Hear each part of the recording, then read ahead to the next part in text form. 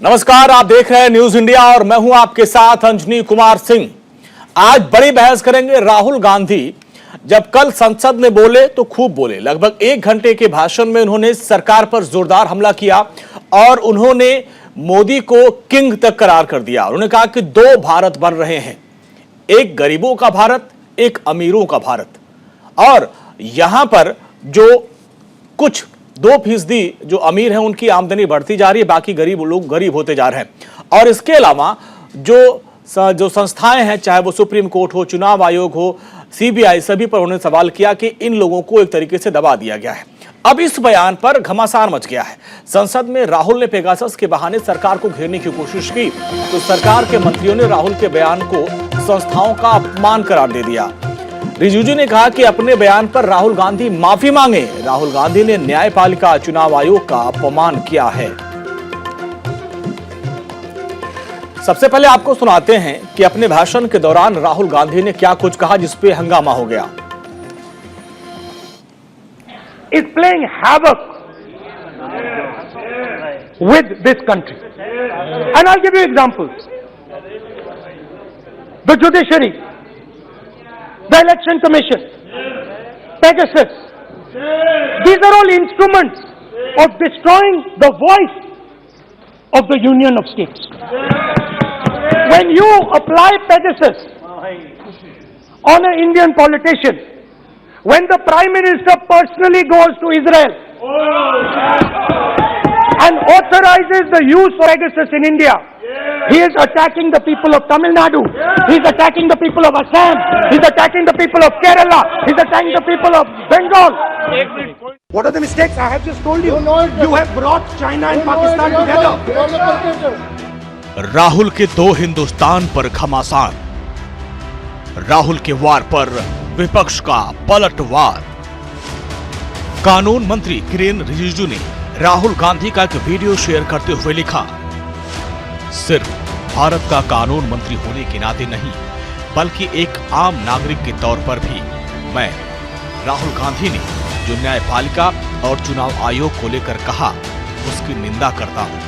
ये हमारे लोकतंत्र की महत्वपूर्ण संस्थाएं हैं। श्री राहुल गांधी को तुरंत चुनाव आयोग, न्यायपालिका और लोगों से माफी मांगनी चाहिए। संसद में कांग्रेस नेता राहुल गांधी के बयान पर सियासत में उबाल आ गया।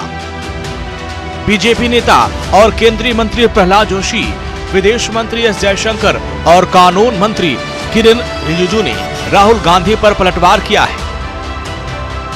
किरेन रिजिजू ने कहा कि मैं न्यायपालिका और चुनाव आयोग को लेकर दिए गए राहुल के बयानों की निंदा करता हूं। वहीं प्रहलाद जोशी ने राहुल गांधी को अहंकारी और नासमझ करार किया है।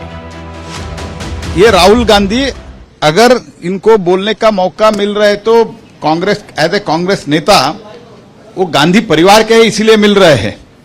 मोदी जी को ऐसा नहीं हुआ है। मोदी जी ने लोगों का दिल जीत के, सारे देश का लोगों का दिल जीत के मोदी जी ने डेमोक्रेटिकली इलेक्टेड एक प्राइम मिनिस्टर है।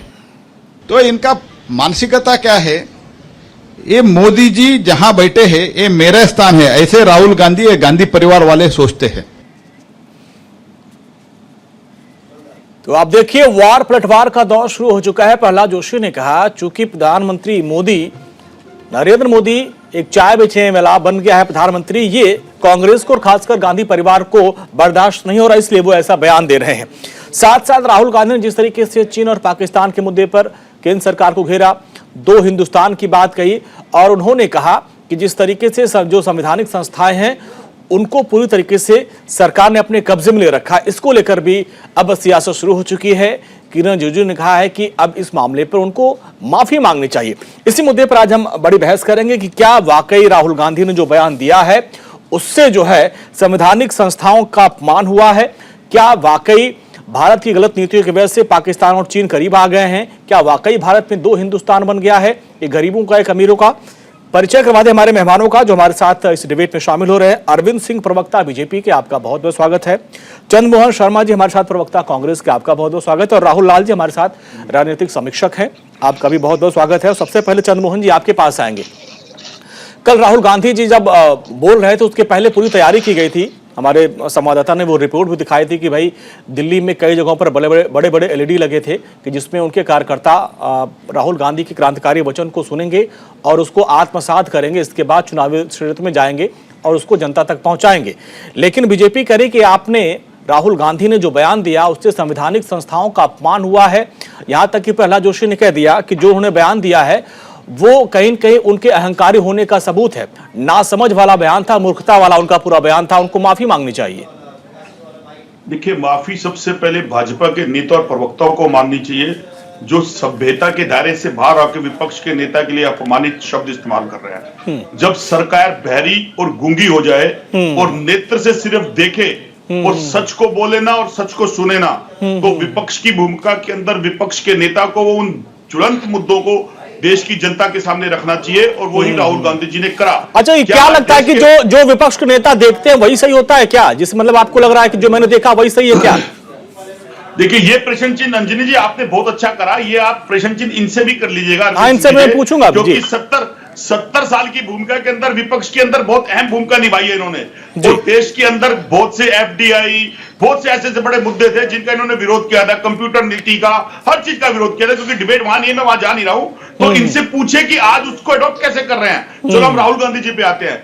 क्या देश के अंदर आज सबसे बड़ा दुश्मन देश का बेरोजगारी, महंगाई और चाइना और पाकिस्तान का नेतृत्व जो इकट्ठा हो गया वो नहीं है? क्या इससे अभिनय देश की जनता, क्या ये सवाल पूछना विपक्ष के नेता नहीं सही है सर? किस बात की माफी मांगने का है? हाँ, नहीं, चाइना और पाकिस्तान में अभी 2014 के बाद से बड़े रिश्ते गंभीर हो गए। इसके पहले बड़े दुश्मन थे वो लोग, मतलब गोली वोली चलती थी उसमें।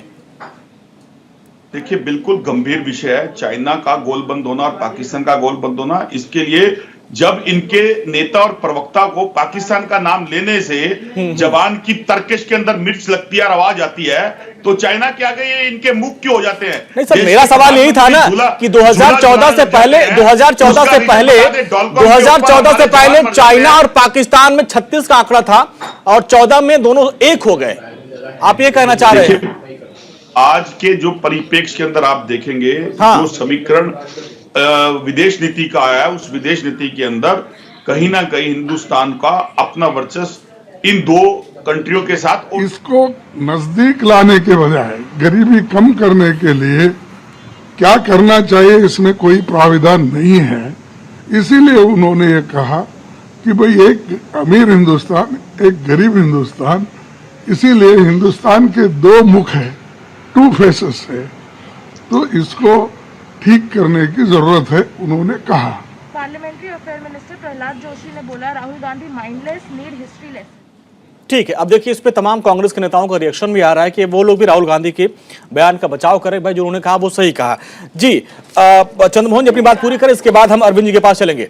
मतलब मेरा मानना यह था कि मतलब जनता को आप ये बताना चाह रहे हैं कि 2013 से पहले चीन पाकिस्तान बड़े दुश्मन थे, 14 के बाद दोनों एक हो गए हैं, गलबहियां करके चल रहे हैं, ये हमारे बड़ा खतरनाक है। चाइना का जो गठबंधन पाकिस्तान से हुआ, जिसके रिजल्ट हिंदुस्तान को भुगतने पड़े, क्या वो चिंता का विषय नहीं है?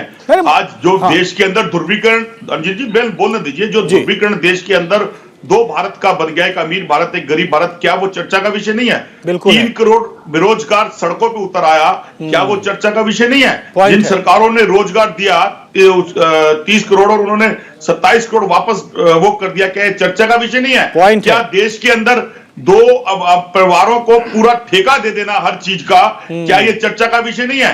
देश के अंदर अगर 50% गरीब हो रहा है, एक ही करके थोड़ा मैंने काउंटर ले लिया क्योंकि जो हमारे दर्शकों को समझ पाएंगे। मेरा पहला सवाल था कि 2013 से पहले चाइना और पाकिस्तान दोनों बहुत बड़े दुश्मन थे और मोदी की गलत नीतियों से दोनों एक हो गए। तो 2013 में जो आर्थिक गलियारा बना था वो किसने, मोदी सरकार ने बनवा दिया था, या अडानी और अंबानी 2014 के बाद अरबपति बन गए? इसके पहले वो किराना स्टोर चलाते थे।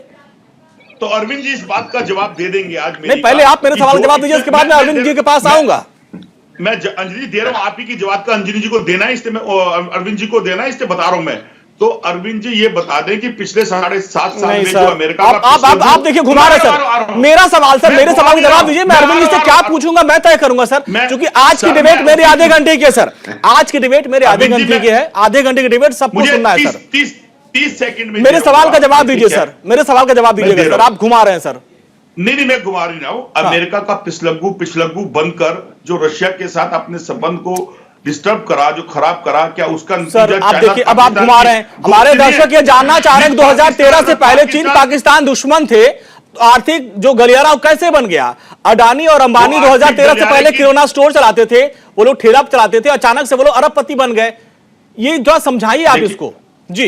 ये समझा तो रहे हैं आपसे, जब देश का हर सिस्टम अडानी अंबानी के हाथ में चल गया, पेट्रोलियम और टेलीकॉम सेक्टर अडवाणी के पास चला गया। हाँ। और वही तो मैं जानना चाह रहा हूं कि 2014 से पहले क्या ये लोग किराना स्टोर चलाते थे, इसके अचानक से इतने बड़े अरबपति बन गए? क्या ये इन 7 सालों में अरबपति बने हैं? आज देश के अंदर airport, power sector, transmission, mining, green engineering, gas किसके पास है?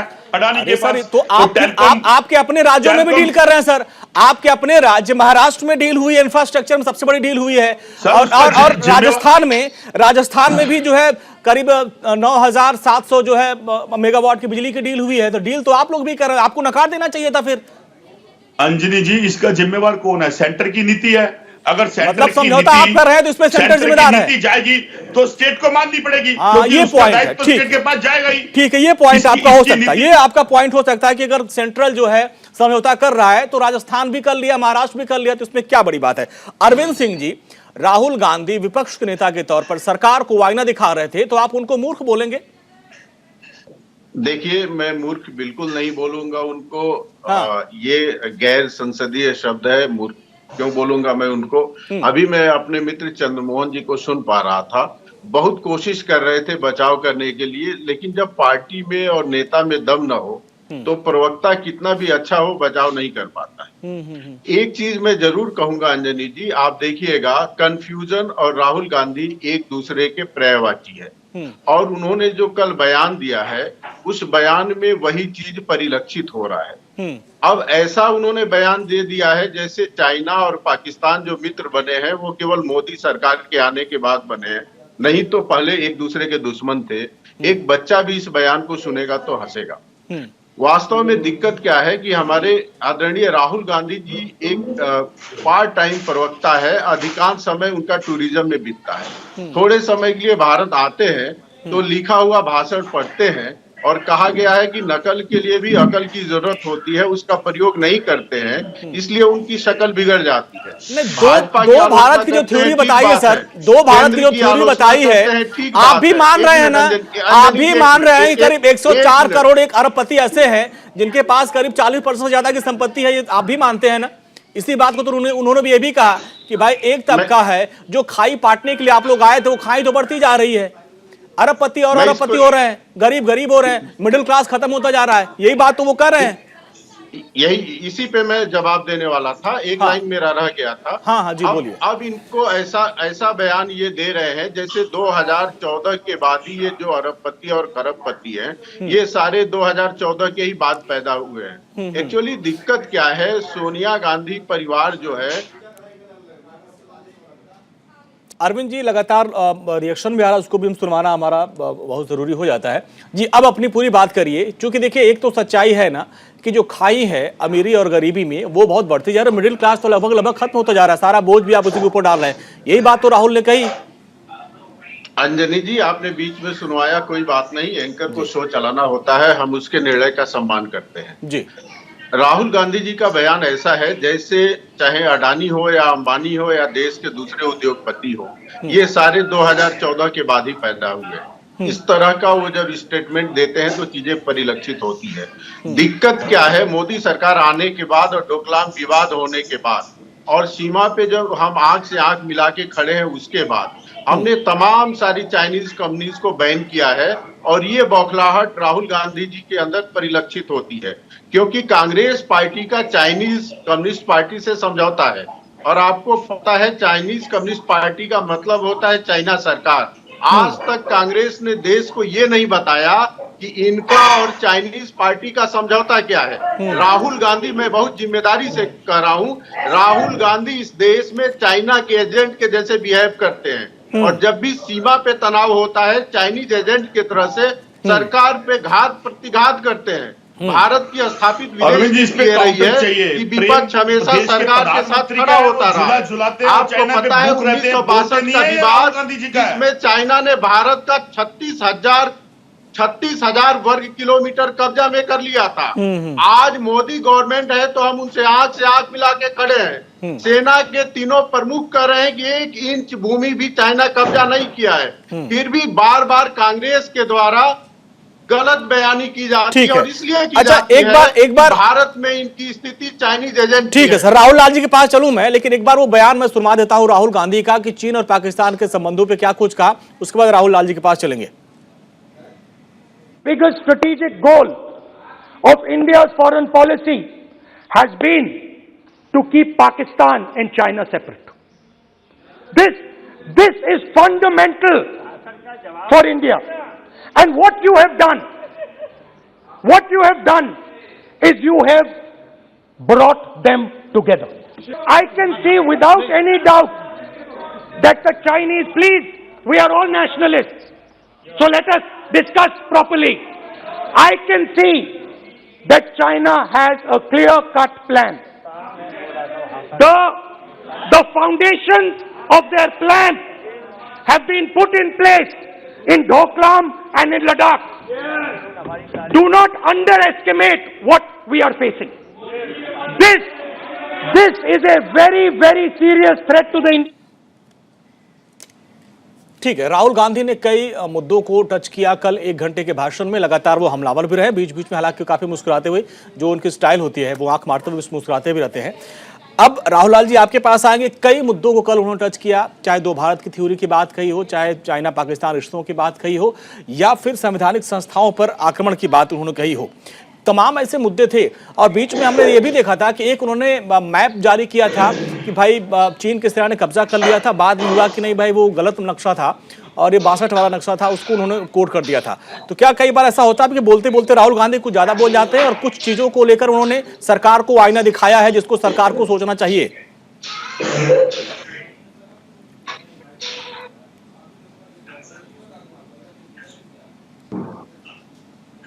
मॉर्निंग डिबेट को बहुत लोग गंभीरता के साथ देखते हैं लोग, इसलिए मैं कुछ पॉइंट इसमें रखूंगा। हाँ, कि देखिए, जो अमीरी गरीबी की खाई बढ़ी है, चाहे इसे राहुल गांधी कहे या ना कहे, लेकिन ये तमाम आंकड़ों में दिख रहा है, हम लोग तो देख रहे हैं लगातार कि वो खाई लगातार बढ़ती जा रही है। और बजट में भी हम लोगों ने देखा कि कारपोरेट टैक्स जो कि 18% था उसको घटा के 15% कर दिया, जो कारपोरेट पे सरचार्ज था उसको 15% से घटा के 7% पे ले आए।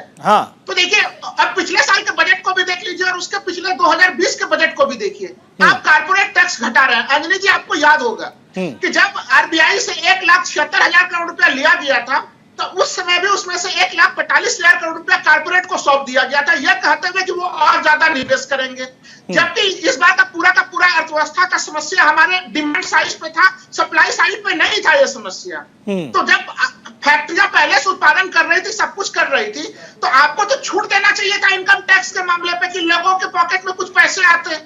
आप मध्यम वर्ग जो है कि लगातार वो कोरोना में पीड़ित हुआ, मध्यम वर्ग जो लगातार वो एक तरह से कहीं कहीं गरीबी रेखा की तरफ जाने के लिए अग्रसर हो रहा है, उसके लिए सरकार कुछ नहीं कर रही। तो मतलब आपको लग रहा है सर कि भारत हिंदुस्तान में 2 इंडिया बन रहा है, एक अमीरों का इंडिया, एक गरीबों का इंडिया, ये थ्योरी सही है उनकी? बिल्कुल सही है, अमीरी गरीबी की खाई बहुत बढ़ रही है, इसमें कहीं कोई शक वाली बात नहीं है इसमें। अब दूसरे पॉइंट पे आइए, देखिए चीन का मुद्दा जो आपने उठाया है वो एक गंभीर मुद्दा है। देखिए, इस बात से मैं सहमत हूं अंजनी जी कि कहीं कहीं 2012-13 के आसपास से ही चीनी आक्रामकता में वृद्धि हुई थी। सीपैक का पूरा निर्माण उस समय से शुरू हो गया था। इस बात को हम लोगों को स्वीकार करना चाहिए कहीं।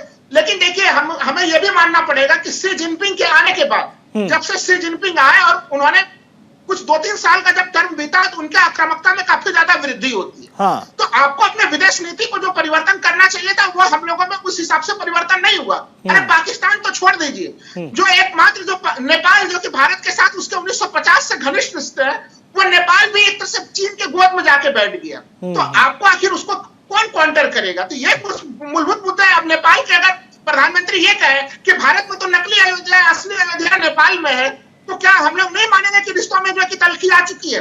सीमा पे किस प्रकार के तनाव के मुद्दे हुए? तो इन मामलों में जो इंटरवेंशन की ठीक समस्या वो एक तरह से, और यहाँ पे विदेश नीति को और ज्यादा सफल होना चाहिए, उस रूप में हम लोगों को विदेश नीति सफल नहीं। अच्छा, एक चीज मैंने देखा, एक आप समझा रहे हैं, एक मैं अभी चूंकि डोकलाम पे और इस पे गलवान पे लगातार हम आप बैठ कर डिबेट करते रहे। चाइना का पक्ष था कि भारत जो है अपनी सीमाओं का उल्लंघन करते हुए फिंगर 8 तक पहुंच गया, हमारे क्षेत्र में आ गया, लगातार निर्माण कार्य करवा रहा है। चाइना तो ये रोना रो रहा है और आप कह रहे हैं कि भाई जो है चाइना घुड़क रहा है भारत को, जबकि चाइना ये कह रहा है कि इंडिया जो है हमको जो है धमकी दे रहा है, हमारे सीमा में अतिक्रमण कर रहा है। तो ये दो बातें कैसे आ रही भाई? गलवान पे आपने देखा होगा या फिंगर 8 तक भी हम वहां पर पहुंच गए थे और हमने वहां तक जो बॉर्डर तक जो सड़क और टनल सब बनवाना शुरू कर दिया, इससे कहीं कहीं बौखलाया हुआ चीन। तो काम तो हो रहा, अगर आप इधर थोड़ा सा देखें इन सब चीजों को, जिसका खामियाजा हमको 1962 में भुगतना पड़ा था, चीजें तो बेहतर हो भी तो रही है ना। इसका जिक्र क्यों नहीं किया था? इसको बड़ी स्मार्टली टाल देते हैं राहुल गांधी। अंजनी जी देखिए, हाँ, सीमा पे बॉर्डर पे इंफ्रास्ट्रक्चर के काम हो रहे हैं, इसमें कहीं कोई शक वाली बात नहीं, उस कामों में गति भी आई है। हाँ। लेकिन दो तीन चीजें, जो दो तीन मुद्दे देखिए, जो मामला आता है कि कौन किसके सीमा में घुसा, देखिए इसको लगातार जो है कि जो बचाव करते हैं लोग, उसमें यह करते हैं कि भाई परसेप्शन का डिफरेंस है वो, कि भाई हमारा परसेप्शन यहाँ तक है, चीन का परसेप्शन यहाँ तक है। हाँ। लेकिन एक चीज मैं कह रहा हूं कि देखिए, सीमा रेखा जब आपका स्पष्ट नहीं है और चीन की नीति में अगर आक्रामकता शामिल है, तो फिर हम लोगों को भी आक्रामकता बनाना पड़ेगा। तो अब तो चीन रो रहा है कि भारत वाले घुस के हमारे इलाके में आ जा रहे हैं। और अभी तो आज ही देखिए ऑस्ट्रेलिया अखबार ने इस बात को साफ साफ कहा कि 38 सैनिक तो उनके नदी में गिर के हो गए थे। पिछले साल अमेरिकी अखबार ने कहा कि भाई 60 लोग मारे गए थे। इसका मतलब हमारे सैनिकों ने, हमारे स्वर्गीय संतोष बाबू, उनकी पूरी टीम में दौड़ा के मारा था चीनियों को। ठीक है, ये मुद्दा रहा। भारतीय सेना काफी, एक लाइन का जवाब मैं दे दूं, भारतीय सेना काफी आक्रामकता के साथ लड़ती है, सेना को इसमें कोई शामिल नहीं कर रहा। लेकिन जब बीजेपी प्रवक्ता ये कह रहा था कि भाई विपक्ष के नेता को कि वो एक तरह से चाइना के एजेंट है, फिर उस सवाल पर सवाल खड़ा हो जाता है कि भाई तमाम भारतीय जनता पार्टी के तमाम नेता, आरएसएस के लोग भी कम्युनिस्ट पार्टी ऑफ चाइना के निमंत्रण पर जाते रहे। 2009 से लेकर अब तक का पूरा इतिहास रहा है। तो देखिए, जब सत्तारूढ़ दल, दो दलों के बीच के रिश्ते होते हैं, तब ये राहुल गांधी का इस बयान का फिर इसका मतलब खंडन हो जाता है कि जब भारतीय सेना ने घुस के चीन को मारा है, तो फिर आप कैसे कह सकते हैं कि भाई भारतीय सेना या जो है चीन और पाकिस्तान के करीब आ गए भारत की रणनीति की वजह से। ठीक है, अब अगले पे आते हैं। जी, अब नहीं हुआ। देखिए, नहीं, उसमें देखिए, चूंकि आज की डिबेट राहुल भाई सिर्फ आधे घंटे की है, तो 5 मिनट का समय, 4 मिनट का और बचा है। अगला जो सबसे बड़ा मुद्दा उन्होंने ये उठाया था कि 2 भारत बन रहे हैं, एक गरीबों का भारत, एक अमीरों का भारत। इसके अलावा उन्होंने कहा कि जो संवैधानिक संस्थाएं हैं उसका हनन हो रहा है। चंद्रमोहन जी, थोड़ा इसको बताएं कि जो संवैधानिक संस्थाओं की शक्तियों को हनन करने की बड़ा गंभीर आरोप लगाया है, इसको लेकर कैसे इतना गंभीर आरोप लगा सकते हैं? क्योंकि तमाम जो मंत्री कह रहे हैं भाई आप माफी मांगिए, आप कैसे कह सकते हैं कि जो है सुप्रीम कोर्ट चुनाव आयोग पे सवाल उठा सकते हैं? अंजलि जी, 2 भारत की परिप्रेक्ष्य के अंदर तो अभी थोड़ी देर पहले जो आप ही के प्रोमो के ऊपर एक नेता जो जिस तरह से विपक्ष के नेता की बातों का एक भद्दी लैंग्वेज के साथ इस्तेमाल कर रहे थे, सबसे बड़ा उदाहरण है। अब दो भारत का परिप्रेक्ष्य क्या कहता है? एक अमीर भारत, एक गरीब भारत। यानी एक वर्ग वो जो देश के अंदर रहते हुए अपनी रोजी रोटी और अपने बिजनेस को बढ़ाने के, एमएसएमई बिजनेस को, बुनकर को बढ़ाने के, रोजी रोटी लेने के लिए वो किसकी तरफ देख रहा है? सेंट्रल सरकार की तरफ। और केंद्र सरकार का पूरा केंद्र किस तरफ जाता है? हम दो हमारे दो की बनावट के ऊपर। तो वो जो 2 भारत बन रहे हैं, पहली नीति पर, दूसरी नीति पर जो मजहब और धर्म पर केंद्रित होकर एक देश, एक विधान, एक झंडे का, जो राजा महाराजा परिराजा की परिपाटी के अंदर 1947 के अंदर कांग्रेस सरकार ने जिसको खत्म करा था, उसी चीज को ये वापस लाने की कोशिश कर रहे हैं। तो एक देश के अंदर जो 2 भारत है वो इसकी परिपाटी की है। क्यों आज दलितों पे अत्याचार होता है और कोई आवाज नहीं उठाता? क्यों देश के अंदर अगर गरीबी उन्मूलन का शिकार हो रहा है और उसके ऊपर यूपी के अंदर आवाज नहीं हटी? अरविंद जी बात को कर देते हैं, अरविंद जी, कि कितने मध्य प्रदेश के अंदर ऐसे उदाहरण है जिसके अंदर, मध्य प्रदेश के, उत्तर प्रदेश के अंदर, जिसके अंदर इनको जवाब देना मुश्किल हो जाता है। तो उस 2 भारत की चर्चा, ठीक है अरविंद जी जवाब दे दीजिए। मुझे अभी कुछ ही दिन पहले का राजस्थान वाला वाकया याद है जब कैसे दलित को पीट पीट के मार दिया गया था। ठीक है, लेकिन वो अरविंद जी जवाब देंगे।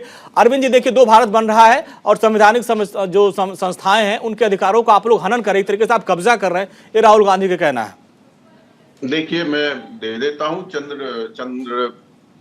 चंद्रमोहन जी मेरे अच्छे मित्र हैं और अपने पार्टी का पक्ष बखूबी रख रहे हैं, उनको रखना भी चाहिए। एक मुझे शिकायत है, राहुल लाल जी बहुत अच्छे ज्ञानवान व्यक्ति हैं, पढ़ लिख के आते हैं और राजनीतिक विश्लेषक के रूप में आते हैं, लेकिन मेरा दुर्भाग्य है कि जब भी हम आपके साथ बैठते हैं तो हमेशा पता नहीं क्यों कांग्रेस का पक्ष लेते हैं। कोई बात नहीं सर, लेकिन मैं उनको दुरुस्त करता हूँ सर, मैं उनको दुरुस्त करता हूँ सर, मैं काउंटर करके उनको याद दिलाता हँ जी, मैं काउंटर करता हूँ उनको जी। मैं भी उनका बहुत आदर नहीं, ठीक है, मैं राहुल लाल जी को कंट्रोल करता हूं जी। मेरे को हाँ, बोलने दीजिए। हाँ, राहुल बोलिए भाई, बोलिए बोलिए। आपको मुझे बोलने दीजिए। हाँ। दिक्कत यह है कि कांग्रेस को लड़की हूं, लड़ सकती हूं केवल उत्तर प्रदेश में ही नारा देती है। हाँ। अलवर की घटना आपने देखा हो या हनुमानगढ़ की घटना देखा हो या दूसरे जहां कांग्रेस की सरकारें हैं वहां की देखा हो, वहां इनकी संवेदनशीलता खत्म हो जाती है। कल मैं एक डिबेट में था, महंगाई पे आरोप लगा रहे थे कि महंगाई बढ़ गई है। मैं एक उदाहरण देना चाहता हूं। आज के डेट में उत्तर प्रदेश में पेट्रोल और डीजल का जो रेट है उससे 10 रुपए ज्यादा रेट राजस्थान में है। तो मैं पूछना चाहता हूं कि गरीबों के इतने आप शुभचिंतक हैं और महंगाई की इतनी ही चिंता है तो केंद्रीय टैक्सेस तो समान है ना। आपने डबल टैक्स लगा के 10 रुपए क्यों महंगा कर दिया है राजस्थान में और गरीबों का गला कस रहे हैं। तो कहना एक बात होती है, करना दूसरी बात होती है। आज भारत की अर्थव्यवस्था दुनिया की फास्टेस्ट ग्रोइंग इकोनॉमी बन गई है। ग्रोथ रेट हमारा जीडीपी 9% है और ये मैं नहीं कह रहा हूं, ये अंतर्राष्ट्रीय मुद्रा कोष चलिए कह रहा सर, है। ये बड़ी बहस का मुद्दा है। चूंकि समय आज हमारे पास हुआ इतना ही था, आज आधे घंटे की डिबेट करनी थी। राहुल भाई, बहुत माफी के साथ आपको मौका नहीं दे पा रहा हूं दोबारा। बहुत बहुत शुक्रिया आप सभी मेहमानों का, अरविंद जी आपका, चंद्रमोहन जी आपका, राहुल जी आपका, बहुत बहुत शुक्रिया इस पूरी बातचीत के लिए। देखिए, सबके अपने अपने पक्ष हैं, सबके अपने अपने तर्क हैं। बीजेपी करी भाई हमने चाइना को आंख में आंख मिला के देखा। राहुल जी कहते हैं कि भाई आपकी वजह से चाइना और पाकिस्तान करीब आ रहा, यहाँ तक कि हमारे जो छोटे छोटे देश पड़ोसी है वो भी हमको आंख दिखा रहे हैं। तो ये चर्चा का विषय है, इस पर चर्चा होनी चाहिए, लेकिन आंख कान खोल के आप लोग भी इसको अपने तरीके से मूल्यांकन करिए, क्योंकि चुनाव का वक्त है, ऐसे दावे वादे किए जाएंगे। रुकते हैं छोटे से ब्रेक के लिए, फौरन हाजिर होंगे।